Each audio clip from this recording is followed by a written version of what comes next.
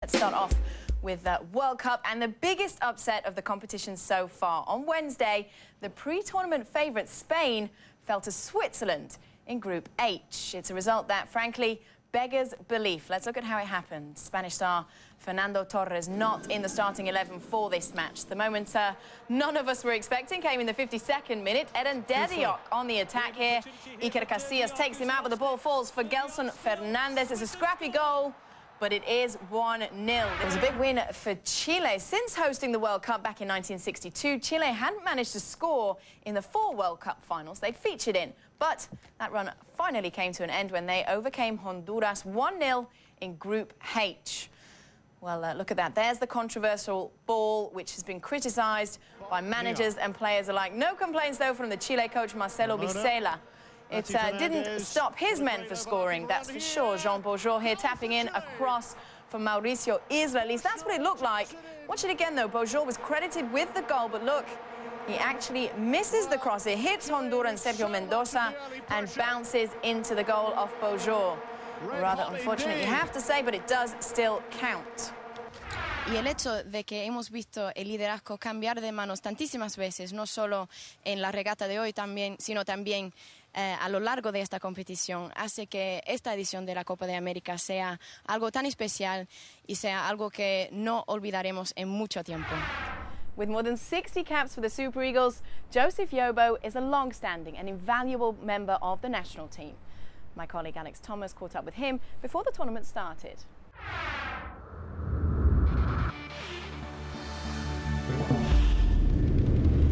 Okay, Simon Baff, I saw both the films in full and I thought they were both absolutely great, give a real insight into Africa. Talk us a little bit through just how important football is to the African people. I think we're at a very interesting time right now, hopefully a crucial moment in history. When you're looking at you know, the young people and their relationship with the game, which is what both the films do look at, what's the big dream for kids out in Africa? Is it to make their way to Europe? Is that the big hope?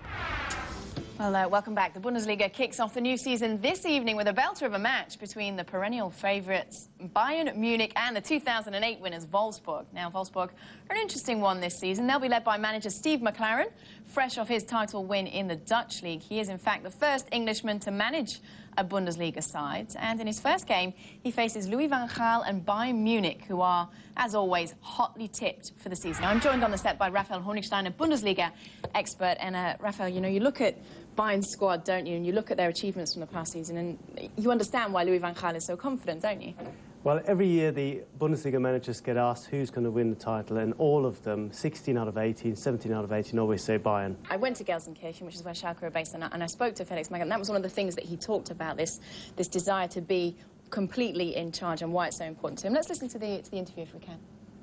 Well, this is Veltens Arena, which is home to Schalke Football Club. For years, of course, the perennial underachievers of the Bundesliga. Now, 2008-2009 was a bit of a disastrous season for Schalke. Then in May 2009, the team signed manager Felix Magath, and the winds began to change.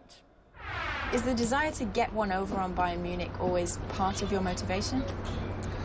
No. Bayern München is... No, in Germany, Bayern Munich is simply on a different level to the rest of the clubs, and you have to be realistic. We're not going to be able to compete with Bayern Munich. At both Schalke and Wolfsburg, though, you have managed to take teams that very often finished middle of the table, if not lower, right to the top of the table. How have you actually managed to do that? Is it about money? Is it about the players themselves? Is it about motivation? Glück. Einfach Glück. Luck. Just luck. We heard so many rumours recently about clubs that were interested in you from elsewhere. Was it always clear to you that you would have at least one more season at Schalke? Yes, before the World Cup, I said I was definitely going to stay at Schalke. And we'll just have to see how things develop. One of the clubs I expect to see do well this season, and to certainly be up there fighting for one of the top 4 spots, is Werder Bremen. And we followed the club to London, where they're playing a pre-season friendly, to talk to their manager, Thomas Schaaf, and ask what he expects for the new season. The German Bundesliga, it's very close.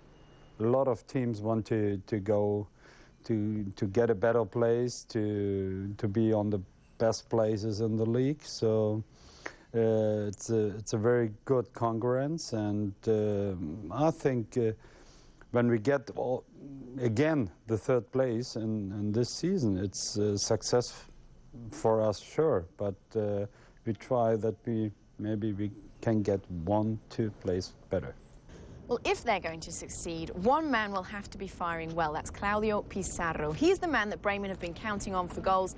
And if they're going to contend, they'll be depending on him again. He seemed pretty relaxed, though. I think the team is strong. We had the problem last year that we didn't have the constance in the year. That's why I think we didn't win the league. Okay, welcome back. Well, one of the rising stars from the South Africa World Cup, Mesut Ozil, was a target for a number of high-profile clubs this transfer window. Werder Bremen, though, said that they didn't want to sell him. Barcelona and Manchester United said that they wanted him, but it's Real Madrid who've got him. The German international is moving from the Bundesliga side Bremen to play for Jose Mourinho in the Spanish capital.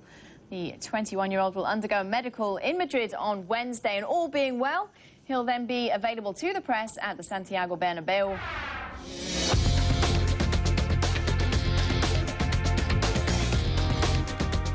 Okay, welcome back. We'll play at Wimbledon starts on Monday, and who better to tell us what to expect than the youngest ever men's winner at Wimbledon, the first unseeded player and the first German ever to win the singles title there. I am, of course, talking about Boris Becker. Boris, welcome. Thank you so much for joining us. Thank you. Looking ahead to Wimbledon, we're going to talk a little bit about Federer and Nadal, if that's okay with you. Nadal, of course, has been outstanding on clay this season. He's won 4 titles. He's now the world #1. Federer is just outstanding on grass. He's in the last 7 years, he's won every Wimbledon title except for one. It has to be between the two of them, you'd expect, wouldn't you? And which way do you think it's going to go? Very much the fact. I mean, usually you'd always go with the 6-time champion of Wimbledon, but Nadal wasn't able to defend his title last year because of injury. What about on the women's side of things? Let's talk about the Williams sisters. Wimbledon pretty much belongs to them, doesn't it? Venus has got 5 titles to her name. Serena has got 3. Do you think there's anybody that can challenge them? And between the two of them, who is the stronger at Wimbledon? Venus's game seems to be better suited to it, does it? Venus is the more experienced. Serena is the more dangerous, with more firepower. So, betting man, I would put my money on the Williams sisters. Now, you can pick which one you want to prefer. We obviously can't let you go without talking about the World Cup. I assume you've been following it. Germany were just outstanding against Australia. True. The next game is Serbia. How do you fancy their chances? And actually, how far do you think they can go in this competition? Well, as a German, I have the bragging rights for the moment, but the next match is going to come. We play Ghana tomorrow. Oh, you'd like to see that happen? That's very surprising to hear Germans say that. I'm astounded. What I do like about the Germans is they always have this kind of confidence that they can go all the way, whereas I think the English, we generally assume that we will lose. Where does that confidence come from? From the history of the World Cups. You know, Germany's record speaks for itself. And we start with big news at Liverpool Football Club. Owners Tom Hicks and George Gillette have decided to put an end to their protracted and bruising struggles to retain control at the club. The two have stepped down as co-chairmen and have put the club up for sale. Fans have long campaigned to oust the 2 Americans who've warred over financing and strategy for over a year. The club has outstanding loans of £237 million. That's right, surprise, surprise. A bit of controversy involving Lance Armstrong, something that we've seen plenty of throughout the years. This is basically what happened was his team, Radio Shack, all turned up at the starting line with these black jerseys on, not their usual jerseys, and they all had the number 28 on them. Now, what that was supposed to symbolize was the 28 million cancer sufferers around the world that Lance Armstrong's Livestrong Foundation estimates that there are. And Lance Armstrong, of course, himself a cancer survivor, and throughout this Tour de France, his final Tour de France, he's been trying to promote his foundation and the work that they do, and this was kind of a final attempt to really push the promotion of the foundation. And unfortunately for him, the race organisers didn't take to it too kindly. They said that there are rules, and that according to those rules, the team are not allowed to change their jerseys. This weekend does see race 4 of the Formula 1 season, the Chinese Grand Prix. Now, Friday's 2 practice sessions were all about McLaren and Mercedes, the Brits and the Germans. Now, those 2 teams made up the top 4 in both practice sessions. There was plenty of drama in the first session. Sebastian Buemi's Toro Rosso was involved in a massive crash.